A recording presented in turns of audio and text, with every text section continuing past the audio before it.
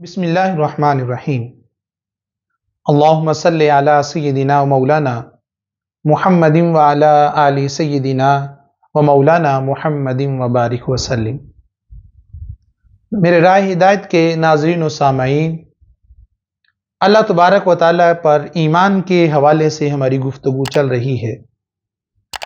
पिछली नशिस्त में हमने यहाँ पे बात ख़त्म की थी कि बाबा जी सरकार ने फरमाया, बेटा अल्लाह पर ईमान की दूसरी चीज उसकी ज़ात पर यकीन कितना है।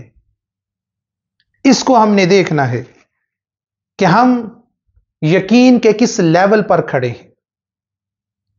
क्या हम असबाब को ही तरजीह देते हैं या अल्लाह की ज़ात पर यकीन भी रखते हैं। असबाब का होना अपनी जगह बजा, इसमें कोई दूसरी राय नहीं है कि असबाब, हम सबो असबाब की दुनिया में रह रहे हैं, हम असबाब की दुनिया में रह रहे हैं, वसाइल होंगे सारा मामला, लेकिन इस सब के बावजूद, वसाइल और मामलात सारे होने के बावजूद, सबसे पहले अगर अल्लाह की ज़ात पर यकीन और तवक्कुल है तो फिर ईमान वाला है।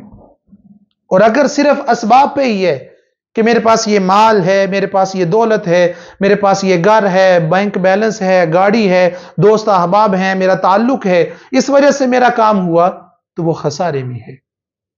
क्योंकि उसके दिल में डालने वाला, उससे वो काम करवाने वाला भी तो खुदा वहदहू ला शरीक है। हकीकी यकीन उस खुदा की ज़ात पे हमारा कितना है। लेकिन बदकिस्मती आज के दौर हाजिर की अगर मैं बात करूं, जिस अहद में हम जी रहे हैं, तो हम मादा परस्ती में इतने खो गए हैं, हम मादा परस्त इतने हो गए हैं कि अल्लाह तबारक व तआला की ज़ात पर यकीन ना होने के बराबर है। आज हमें अगर कोई मामला पड़ जाए तो सबसे पहले हम असबाब तलाश करते हैं। फिर जब हर तरफ से मायूसी छा जाती है, जब वो भी इनकार कर दे, वो भी इनकार कर दे, वो भी इनकार कर दे, और हर तरफ से इनकार हो जाए, तो फिर हम रजू इल्लाह करते हैं, फिर हम अल्लाह की तरफ रजू करते हैं। अगर असबाब को तलाश करने से पहले अल्लाह की ज़ात पर यकीन और तवक्कुल किया होता और उसकी तरफ रजू किया होता, तो वो तो मालिक है, वो तुम्हारे लिए असबाब पैदा कर सकता है और तुम्हारे लिए असबाब पैदा हो जाने हैं। हम पहले अपने ताल्लुक को इस्तेमाल करने की कोशिश करते हैं, उसके बाद फिर खुदा वहदहू ला शरीक की तरफ जाते हैं। हालांकि ऐसा नहीं होना चाहिए। हम ईमान वाले हैं। हम जब इस बात पे हम लोगों से बात करते हैं, जब लोगों को नसीहत कर रहे होते हैं, उस वक्त तो बड़े दाना और बड़े फलसफी बने होते हैं, और यह जुमला हर जुबान पे होता है कि उसकी मर्जी के बगैर एक तिनका भी नहीं हिल सकता। चलो बाकी छोड़ें, सिर्फ इसी अपने एक जुमले पे आ जाएं, क्या हम इस जुमले पे भी कायम हैं? हम खड़े हैं? यकीनन जवाब नफी में है। हम तो अपने असबाब, अपने ताल्लुकात, ये मेरा फलां के साथ, मेरा फलां के साथ, फलां के साथ ताल्लुक है, उसको ही मद्देनजर रख के और उसका ही इकरार कर रहे होते हैं।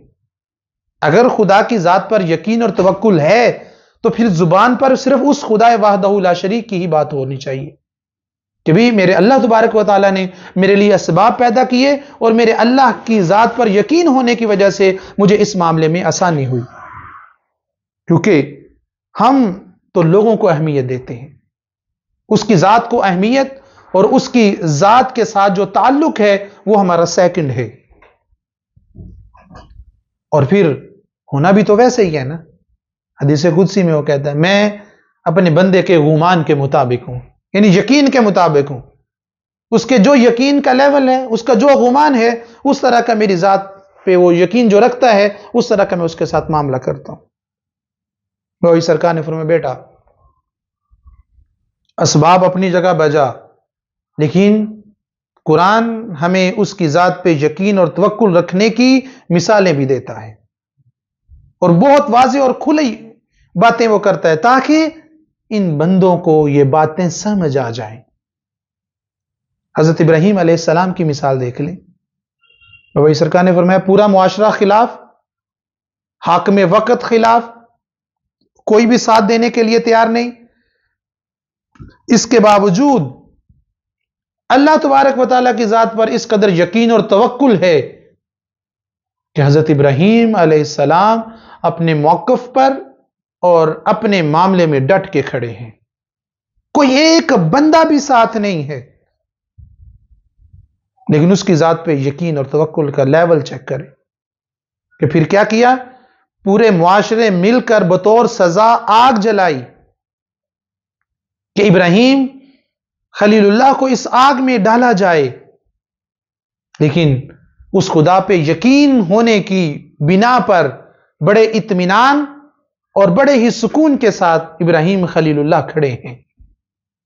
ایک لمحہ بھی کوئی تذبذب کا شکار نہیں ہوئے، ایک لمحہ بھی اس سوچ میں نہ گئے کہ میں آگ میں جاؤں گا تو کیا ہو جائے گا.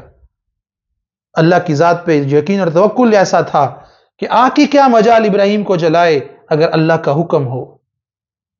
تو پھر چشم فلک نے وہ نظارہ دیکھا کہ بے خطر آتش نمرود میں کھڑے ہوئے، اور اللہ کی ذات پہ یقین کا یہ عالم تھا. واقعات کی طرف نہیں جا رہا، صرف قرآن کی بات کر رہا ہوں کہ کون کون آیا اور پوچھا کہ کیا کیا کیا جائے، وہ ایک الگ بات ہے. لیکن پھر کیا ہوا؟ اللہ کی ذات پہ یقین اور توکل تھا. آگ کا کام ہے جلانا. آج کوئی خود کو آگ میں ڈال کے دیکھے جلا کے راکھ کر دے گی، لیکن جب اللہ کی ذات پہ یقین اور توکل ہو تو پھر وہ آگ کی کیا مجال کہ وہ کسی کے بدن کو جلائے. حضرت ابراہیم خلیل اللہ صحیح سلامت آگ سے باہر آئے اللہ کی ذات پہ یقین ہونے کی وجہ سے. اور پھر آگے دیکھ لیں کہ حضرت ابراہیم علیہ السلام کو مصیبت سے محفوظ رکھا. حضرت یونس علیہ السلام کی مثال دیکھ لیں، مچھلی کے پیٹ میں زندہ رہے 40 دن تک. کس وجہ سے؟ کہ اس خدا کی ذات پہ یقین تھا کہ تو مجھے جس حال میں بھی رکھے، جہاں بھی رکھے، جب تیری رضا شامل ہے تو پھر جو بھی ہو جائے میں کرنے کے لیے تیار ہوں. اپنی مرضی اور خواہش ہی نہیں ہے، اپنی تمنا ہی نہیں ہے، اپنی آرزو ہی نہیں ہے. تو پھر حضرت یونس علیہ السلام صحیح سلامت زندہ 40 دن بعد مچھلی کے پیٹ سے باہر آ گئے. حضرت موسیٰ علیہ السلام کا واقعہ، پیچھے فرعون کی فوج، آگے دریا ہے، لیکن جب اللہ کی ذات پہ یقین اور توکل تھا تو پھر دریا نے بھی قوم موسیٰ کو راستہ دیا اور فرعون اس میں غرق ہو گیا. تو بات کرنے کی وجہ یہ ہے، مقصد یہ ہے کہ اللہ کی ذات پہ ہمارا کس لیول کا یقین اور توکل ہے. بابا جی سرکار نے فرمایا بیٹا یاد رکھنا یہ بات، اور راز کی بات ہے کہ یہ مثالیں جو بیان کر رہے ہیں نا ہمارے لیے، تو آج کے دور کا آدم میں ہوں، آج کے دور کا ابراہیم میں ہوں، آج کے دور کا موسیٰ میں ہوں، آج کے دور کا یونس میں ہوں. کہ اگر اللہ تجھے بتا رہا ہے کہ اگر تو اپنے اندر ابراہیم علیہ السلام اور حضرت اسماعیل علیہ السلام، حضرت یونس علیہ السلام، حضرت موسیٰ علیہ السلام والی صفات پیدا کر لے تو جس طرح نارے نمرود ابراہیم کے لیے میں نے ٹھنڈی کر دی تھی تو تیرے لیے بھی ٹھنڈی کر دوں گا. موسیٰ کو دریا میں راستہ دیا تو تجھے بھی راستہ ان مصائب اور مصیبتوں میں دے دوں گا. تو اپنے اندر ان صفات کو پیدا کر، اپنے اندر جھانک، ورنہ اگر تو نئی صفات پیدا کرتا تو پھر دوسری ہے، یا تو تیرے اندر فرعون، نمرود اور شداد والی صفات ہوں. اب فیصلہ خود کرنا ہے. جس کی طرف حضرت ابراہیم کے واقعے کی طرف اور ان کے یقین کی طرف حضرت اقبال نے بھی اشارہ کیا، اگر آج بھی ہو براہیم سا ایماں پیدا، آگ کر سکتی ہے انداز گلستاں پیدا. اور اگر تیرے اندر وہ صفات پیدا ہوتی ہیں تو تجھے ایمان کی حلاوت نصیب ہوگی، چاشنی اور ایمان کا نور نصیب ہوگا. ہم بے یقینی کی دلدل میں پھنسے ہوئے، اس لیے تو ایمان کا نور ہمیں عطا نہیں ہو رہا. ایک اور جگہ حضرت اقبال نے کہا، یقین مثل خلیل آتش نشینی، یقین اللہ مستی خود غزینی. سن اے تہذیب حاضر کے گرفتار، غلامی سے بدتر ہے بے یقینی۔